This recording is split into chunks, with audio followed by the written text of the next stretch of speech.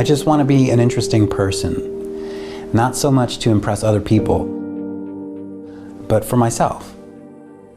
When I get older, I don't want to be an old man sitting in a chair, not impressed with my own life. I was born and raised in Haverstraw, New York, in Rockland County.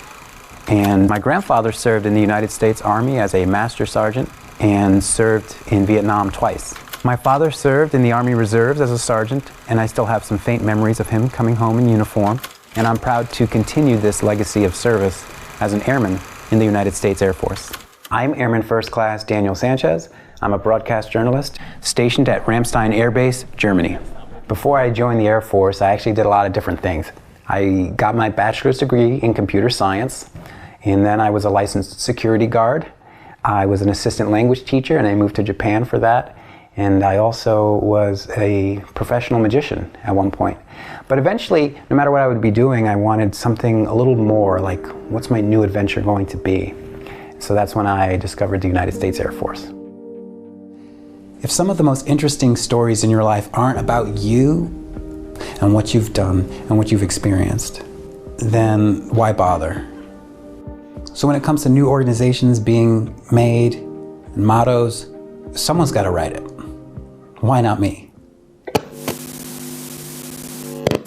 Growing up, I would read a lot of books and watch shows about science fiction, things like Star Wars, Star Trek, Battlestar Galactica, Starship Troopers, Stargate, anything with people exploring space. In all these fictitious universes, they have their own ethos. Just like the real military, they have their own ranks, their own songs, their own ceremonies, their own mottos. And it made me think, well, what's the new Space Force motto going to be? Someone's got to come up with that. And I thought, I could write that. So I wrote it in tech school and it stayed in the back of my mind and didn't gain any traction until I got to my first duty station, where I suggested it to my supervisor. And we sent up an email. A couple of months later, we heard back. They did get it, they do like it, and they're going to use it. And just like that, I did one of the most interesting things in my life. You're part of history. Thanks a lot. I wrote the United States Space Force motto. What I submitted is broken down into two ideas. The first meaning always. There's no end to space. Just like humankind's desire to explore more, to do more, to be more. It's always there. The second meaning, above. So this represents the age-old impulse to look up to the stars.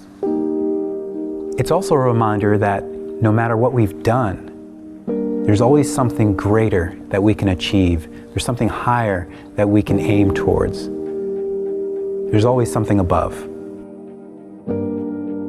Because of its gravity and its history in the military, I felt the Latin language would be perfect for translating these ideas into the U.S. Space Force motto.